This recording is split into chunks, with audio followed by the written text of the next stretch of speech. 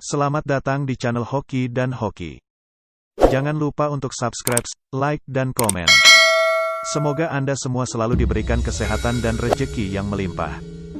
Amin.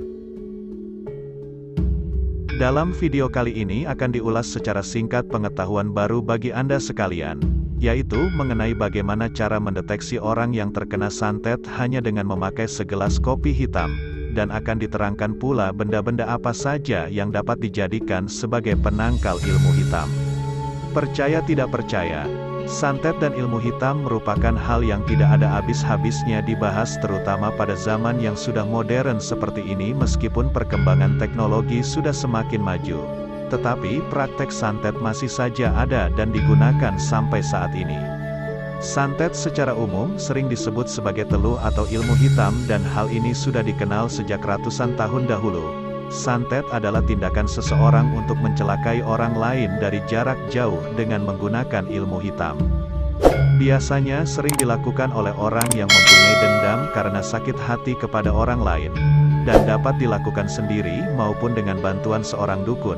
Balas dendam dengan santet ini bertujuan untuk menyakiti, membuat cedera, bahkan lebih parah untuk menghilangkan nyawa seseorang. Namun pada zaman sekarang ini yang paling sering ditemukan adalah jenis santet halus.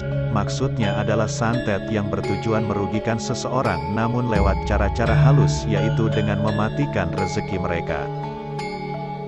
Berikut ini akan dijelaskan tentang bagaimana mengetahui bahwa seseorang itu terkena santet atau tidak hanya dengan segelas kopi. Cara ini bisa dilakukan saat keluarga Anda atau bahkan Anda sendiri sakit, dan ternyata setelah dilakukan secara medis ternyata tidak ada penyakit, maka bisa digunakan cara ini. Boleh menggunakan kopi bubuk saset dan jenis kopi hitam lainnya, namun yang jelas jangan pakai gula sama sekali, cukup untuk 1 gelas saja. Yang penting gunakan gelas bening untuk wadah kopi hitam agar kopi dapat terlihat dari luar, tidak boleh memakai gelas berwarna. Seduh dan aduk kopi hitam pada gelas hingga bercampur maksimal. Kemudian tunggu beberapa saat sampai kopi hitam tersebut dingin. Setelah kopi hitam sudah dingin berilah tanda pada gelas bening, tepat pada ukuran batas kopi. Untuk memberikan tanda bisa menggunakan spidol ataupun karet gelang. Yang terpenting Anda bisa mengetahui tanda pada batang volume kopi paling atas di dalam gelas. Hal yang juga sangat penting adalah usahakan tanda tersebut tidak hilang atau tidak berubah posisinya. Tempatkan gelas yang sudah berisi kopi hitam dan sudah diberi tanda tersebut di bawah kolong tempat tidur orang yang dicurigai sakit karena santet. Apabila orang yang sakit tersebut tidur di atas ranjang yang tidak ada kolongnya ataupun dia tidur langsung di atas lantai, maka kopi hitam tersebut bisa diletakkan di sebelahnya. Biarkan kopi tersebut selama lebih dari 5 jam atau semalaman berada di bawah tempat tidur atau di samping orang yang sedang sakit tersebut. Namun sebelum Anda tinggalkan, ada 2 hal yang penting yang harus dicermati. Pertama, pastikan tidak ada orang yang akan meminum kopi tersebut. Yang kedua, untuk mencegah kopi tersebut diminum oleh jin yang lewat, perlu disebutkan saja kepada mereka agar tidak meminum kopi itu.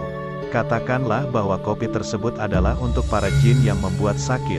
Setelah kedua hal itu Anda lakukan, maka tinggalkanlah kamar atau orang yang sakit itu sendirian. Kemudian Anda cek pada keesokan harinya.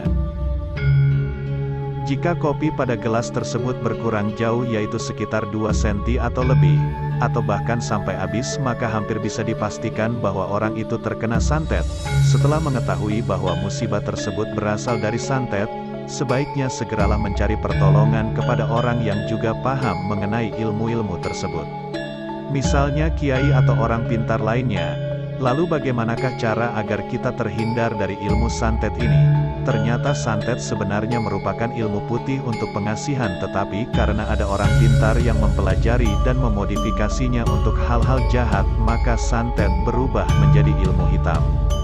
Orang-orang dulu meyakini tentang adanya benda-benda yang mereka percayai dapat menghindarkan mereka dari santet ini. Namun tentu saja benda-benda itu tidak akan ada artinya apabila diri kita sendiri tidak mengiringinya dengan doa. Berikut ini adalah benda-benda yang dipercayai dapat menangkal santet yang akan mencelakai diri kita ataupun masuk ke dalam rumah kita. Yang pertama adalah garam rosok kasar. Garam krosok kasar yang dimaksud adalah jenis garam kasar yang masih murni bukan beriodium, di mana garam ini akan ditaburkan di setiap sudut rumah. Garam ini akan menetralisir energi santet yang akan masuk ke dalam rumah. Di mana energi santet berbentuk partikel kecil seperti debu. Terkadang saat gagal masuk ke dalam rumah target, akan meledak di atas atap rumah, akan menimbulkan suara seperti butir-butir pasir di atas genting. Yang kedua adalah beras ketan putih. Beras ketan putih ini haruslah murni 100% beras ketan putih, tidak boleh ada campuran beras biasa ataupun beras lainnya. Beras ketan ini akan dimasukkan ke dalam kantong-kantong kecil yang terbuat dari kain mori, di mana akan ditempatkan pada atas kusen pintu maupun jendela terluar dari rumah. Jika berfungsi sebagaimana mestinya, maka ketika ada energi santet yang akan masuk ke dalam rumah akan diserap oleh beras ketan ini, yang akan membuat beras ketan ini menjadi terbakar atau gosong ataupun berubah warna menjadi gelap. Yang ketiga adalah telur ayam kampung. Telur jenis ayam kampung dinilai sangat efektif untuk menangkal santet karena memiliki nyawa atau kehidupan. Kandungan di dalam telur ayam kampung ini memiliki banyak darah. Ketika ada banaspati yang akan mengirim pesan kepada penghuni rumah, akan teralihkan masuk ke dalam telur. Sebaiknya telur dan benda-benda yang sudah menyerap energi segera dilarung ke sungai. Yang keempat adalah anjing dan kucing. Ilmu santet yang semula ditujukan untuk menyerang kita akan masuk ke dalam tubuh binatang-binatang tersebut. Kucing ataupun anjing tersebut akan merasakan aura negatif yang datang dan mereka akan memberikan respon seperti menggonggong. Bahkan dalam beberapa kasus mereka akan mati karenanya. Yang kelima adalah daun kelor. Daun kelor dipercaya dapat menyembuhkan santet, melepas susuk dan melepaskan pegangan yang mengakibatkan seseorang susah meninggal. Caranya yaitu dengan mengibas-ngibaskan daun kelor ke tubuh penderita atau bisa juga digantung di atas pintu maupun jendela dengan jumlah batang yang ganjil. Yang keenam adalah bunga kantil. Benda penangkal santet nomor 6 adalah bunga kantil, biasanya ditaruh di bawah bantal, di bawah tempat tidur atau di atas lemari pakaian. Kalau bunganya pecah dalam waktu 1 minggu, berarti kekuatan santet tersebut kuat, tetapi apabila bunganya mengering, berarti energi santet tersebut terserap ke dalam bunga.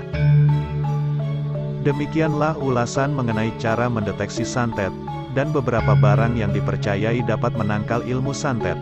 Namun ada beberapa ilmu santet yang tidak dapat dideteksi ataupun ditangkal dengan hal-hal tersebut. Cara yang paling ampuh adalah senantiasa mendekatkan diri kepada Tuhan Yang Maha Kuasa. Oleh karena itu tetaplah selalu beribadah dan berdoa meminta perlindungan Tuhan. Semoga dapat menambah pengetahuan dan wawasan Anda sekalian. Saya doakan Anda semua selalu disertai kesehatan, kelimpahan rejeki, dan kedamaian dalam kehidupan. Jangan lupa untuk subscribe, like dan komen supaya channel ini dapat terus berkembang dan menjadi lebih baik lagi. Salam dari channel Hoki dan Hoki.